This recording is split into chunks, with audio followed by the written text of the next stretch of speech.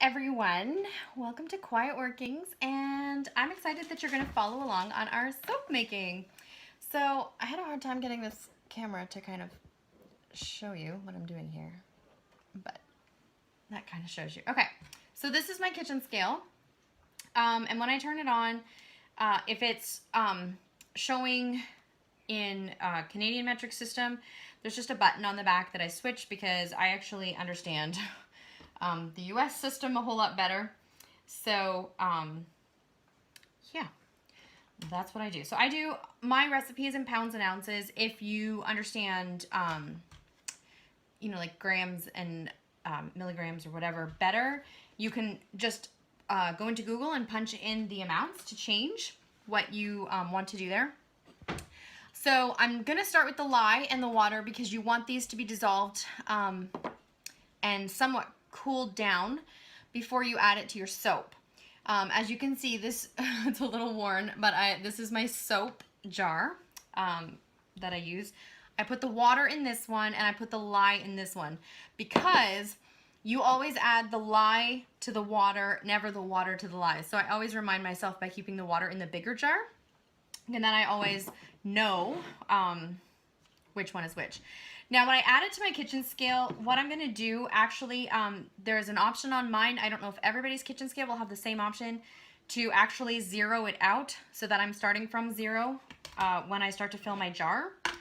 So then I don't have to calculate in my head, okay, the jar weighs 14 ounces or 15 ounces, and then I need to add on another 9 ounces to reach what I want. So we're going to zero this out.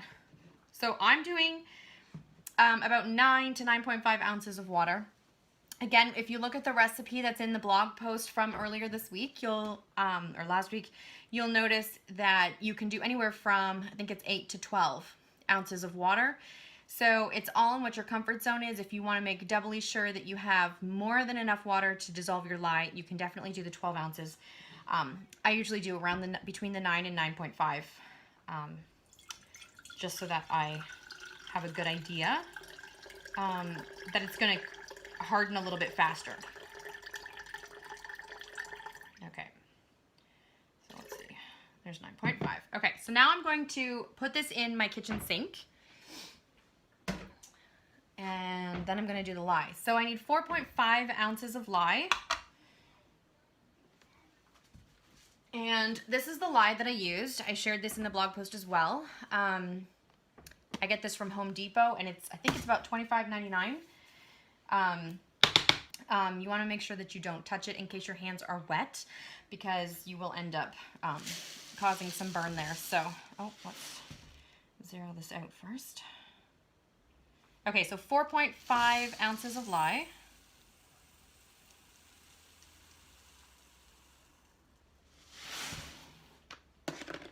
Okay, and actually I got a tiny bit more, so I'm going to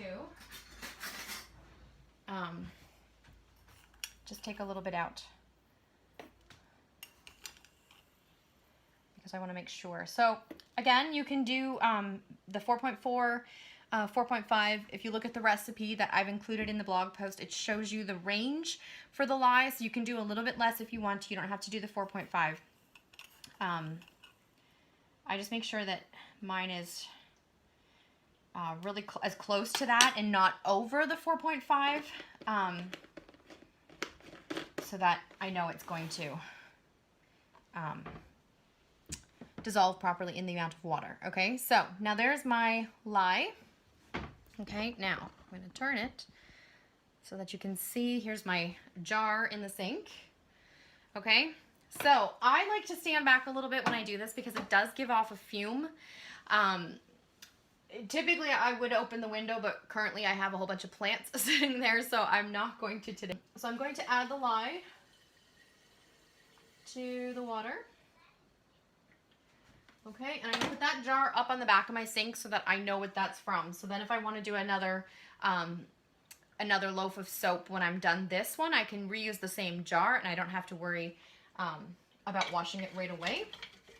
But if I choose not to, then I'll fill the sink and put some vinegar in it to make sure I neutralize anything that might be left in the jar.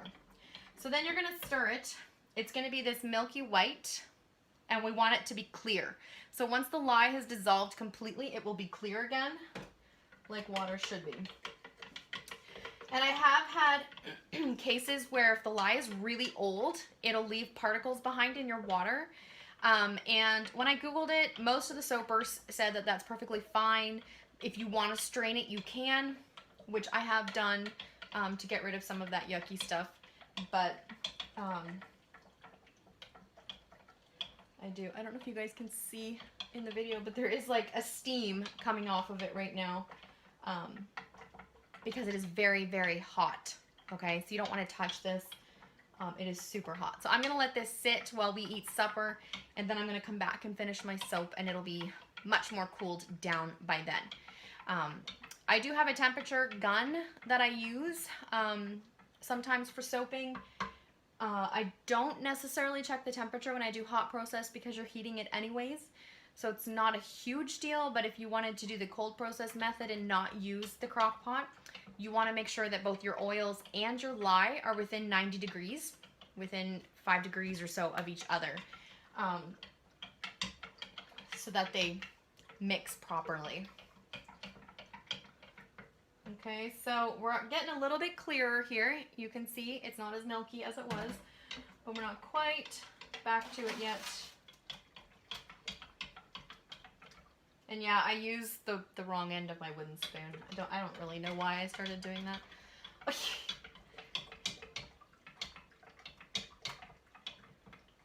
If the lye is not completely dissolved and you when you walk away, it will actually harden in the bottom of the glass. I've had that happen before. So if that does happen, I'll just troubleshoot these things for you guys while we're walking through the steps. If your lye is not completely dissolved when you're finished stirring and you have to walk away and do something else and come back and it's hardened, just heat the lye up again. You can put it in a double boiler or whatever and heat it up, and whatever's like the crystal will turn to liquid again. So it is salvageable if you do that. So I'm probably going to leave this now and let it sit. The whole jar is pretty warm right now, so be careful when handling. And as you can see, it's pretty clear. It's not 100% clear, but it's getting there. So I'm going to let it sit while we have supper, and then I'll come back and show you the rest of the steps. Okay, so now we're back, and I actually found my glove so I can handle my lye safely now that it's ready to go. So this is what my lye looks like now. It does have some floaties on top, but it's not terrible. I've seen worse, so I'm going to go ahead and use that. I'm going to put that back in my sink for now while we do this next step. Okay, so I'm going to show you all the tools that I have handy so that you all can see. I've got my crock pot set up on the back table here that I'll show you in a minute. I've got my stick blender ready, so I'm going to go ahead and plug that in over here as well. Okay, and then I have, where's the olive oil? I'm going to be using olive oil. Here's my coconut oil. This is extra virgin coconut oil, but I've also used refined. It doesn't really matter. I think on the lye calculator, there's actually a different slot for the two, but it doesn't change the amount of lye depending on which one you use. And then I'm actually going to be using this Tenderflake lard because I'll show you. One, I have not finished washing my lard because I needed my pot. And so there are still little flecks. It's not terrible. It's pretty close. I think this is the third wash. So one more, maybe two more washes will probably do it. But this actually would not be enough for what I'm doing today anyways, because I need about 15 ounces and this is probably closer to 9. So it's not going to be enough. So I'm going to do a couple more things of bacon and get some more lard so that I can use my bacon lard, my bacon fat for a complete batch. If I was going to do a smaller batch today, just a 1 pound batch, I could probably get away with it because I wouldn't need as much, but I'm going to go ahead and do a 2 pound. We go through a lot of soap in our house, so that's what I'm going to do. So I'm going to use the Tenderflake A tender flake is 16 ounces. It's a 1 pound block. So I measure it. I just cut a tiny bit off and then measure it, and usually it's about on. I have a spatula for scraping all the oils out of my bowl once they're melted. So I will be putting my lard and my coconut oil into a bowl and melting them in the microwave before I add them to the crock pot, just because I want all my oils to be melted before we go ahead and add the lye in. And the olive oil can go directly into the crock pot once it's measured because it's already liquid. So when we're done soaping, so again, you can choose to put any fragrance oils or essential oils that you want to in. You're going to want to calculate that. I don't actually put as much in as it says to. I usually just drop it in. So I use a lot less than actually, I think it's like 0.7% or 0.7 ounces, I think is what it said, that I had written in the blog post. But actually the one chart that I linked to in the blog post gave you different percentages depending on which essential oil you were using. So it'd be a good idea to follow that. Soap Queen also has a calculator for fragrance that you can go ahead and use as well if you're curious. And then for what you want to put your soap in when you're done to let it sit and mold. So I have done the cereal box thing. So when I first started soaping, that's what I used, was just cereal boxes. And then I graduated to using like dollar store muffin pans. These are great. The bars turned out fine, no issues. And then I had gotten these off Amazon, which are really great as well. They're really fun. These ones say handmade 100%. So if you want to, you know, gift your soap to people, those are really fun. And it came in like a set of 4 different ones. So there's like an oval, there's a square, I think. And then, of course, I graduated to the actual loaf pan. This does 2 pounds of soap. So it's perfect exactly for the recipe that I'm making. You can get bigger ones that do like 5 pounds if you have a bigger crock pot, because you want to make sure that what you put in your crock pot is going to fit.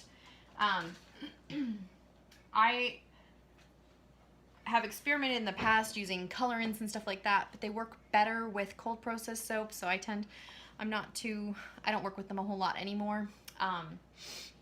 Most of the people I make soap for, they just want the lavender, plain and simple. Keep it simple, right? Occasionally I'll do activated charcoal and make black soap, which is really fun. And my husband likes that, and I'll add some manly scented essential oils to them for him.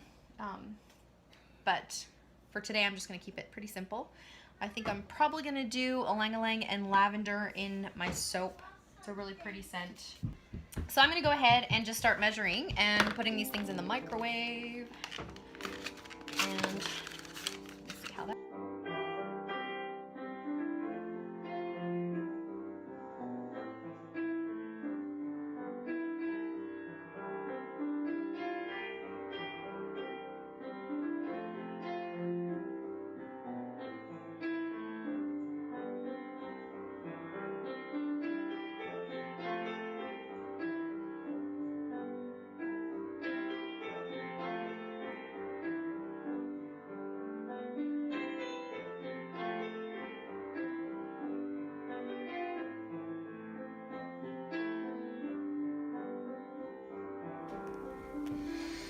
Okay, so we're back, and this is the 15-minute mark for our soap. This is about what it would look like. This section at the back here is kind of what we call gelled, which is what we want. And this is actually somewhat turning into soap. So what we want to do is we want to stir this and just give it a few more minutes.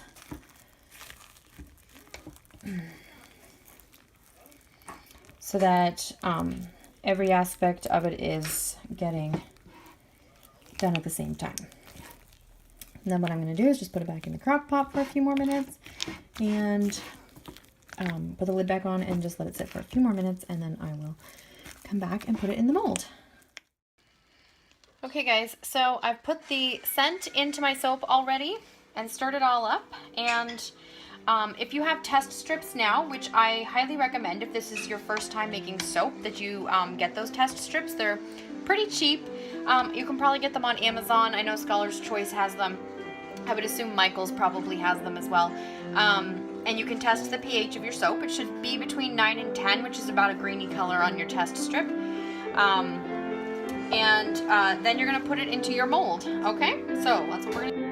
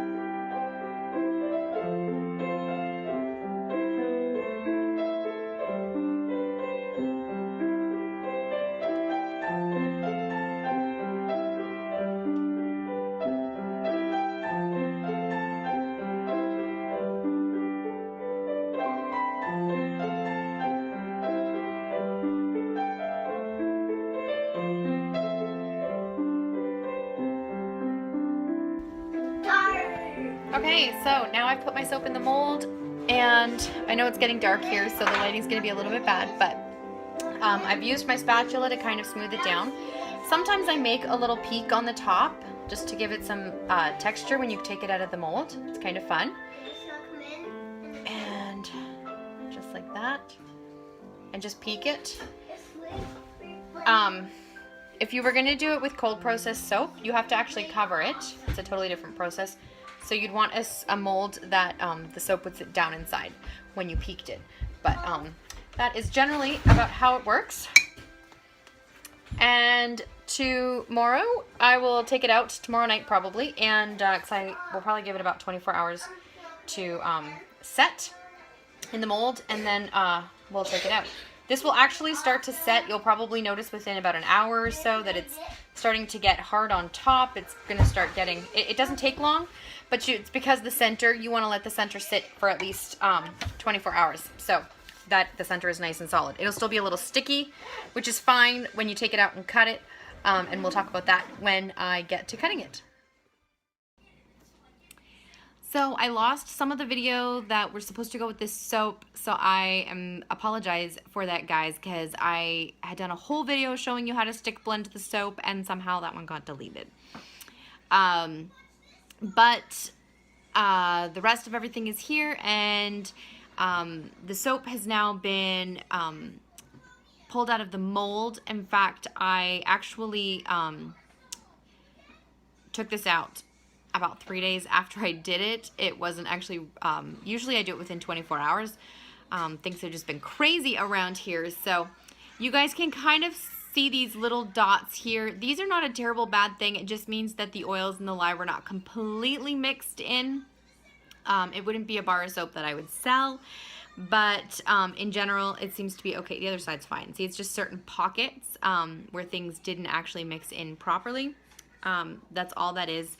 It is not going to be harmful in any way. If they were really, really large pockets, then I would say yes, because the lye, that just means your lye didn't get mixed in properly. But these are just little tiny things that didn't go through the whole bar, as evidenced by the opposite side of it. So this is cut. I do, this is a little bit bigger than an inch, but typically I do about an inch sized bar, which yields about a 4-ounce bar of soap, which is your typical size for a bar of soap. And it gives you this really rustic edge on the top, which is kind of really fun and neat for people who like to make their own soap. So I hope you guys have fun. If you have any questions, I really hope that you'll message or ask. I will try and help you troubleshoot as much as I can. I'm not a professional, but I have made tons of soap over the last 10 years. So yeah, so if you have any questions, just feel free to ask.